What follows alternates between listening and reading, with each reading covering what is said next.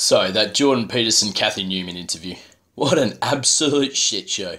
Seriously, they were both horrible. Don't worry though, this isn't another YouTube analysis of that hot mess. I only mention it because it has, though not on its own, got me thinking about gender pay gaps. And that's my topic today.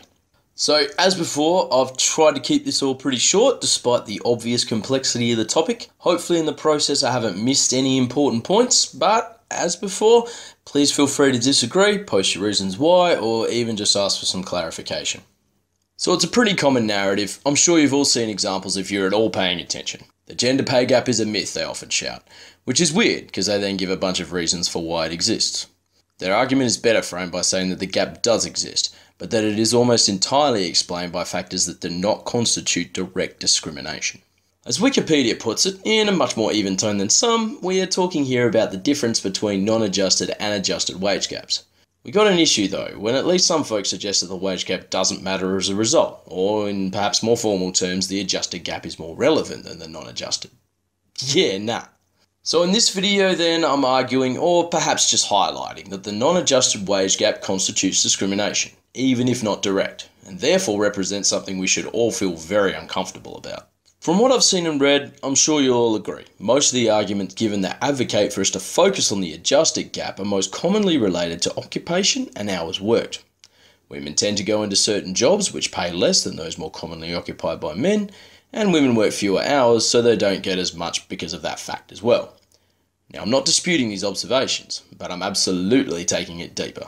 So let's look at occupation first. Now, discussing why we see the trends of occupation that we do is important, but I'm not getting into that too much today, because no matter the reasons, and I'm going to say it again, there are jobs that women take on more, and these are usually paid less, even going by hourly rate.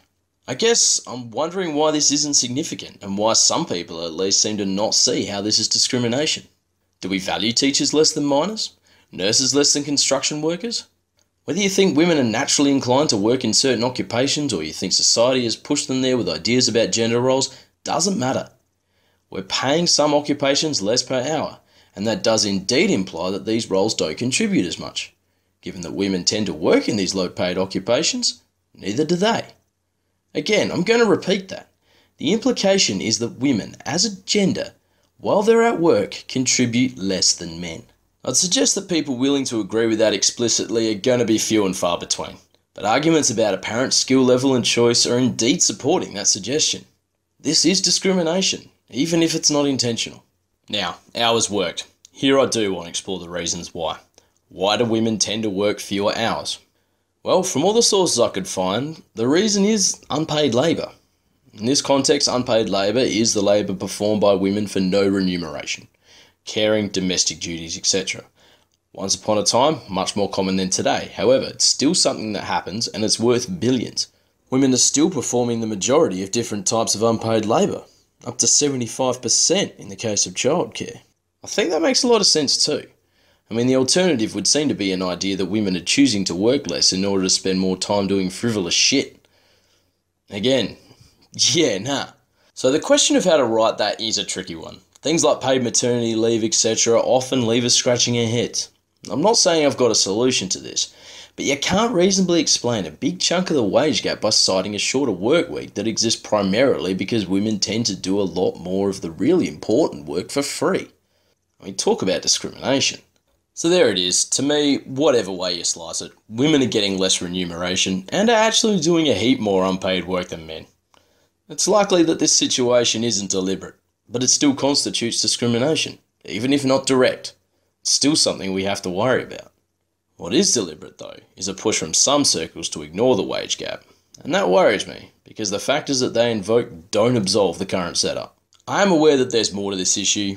There's more factors at play, even though I do believe these are the main ones. There is also, as mentioned, the looming issue of how to fix it. But you're never going to fix a problem by pretending it isn't there. Anyway, as always, thanks very much for watching. Feel free to link any corrections, leave any thoughts in the comments. All well-intentioned discourse is always invited. This has been Yeah Nah. See you next time.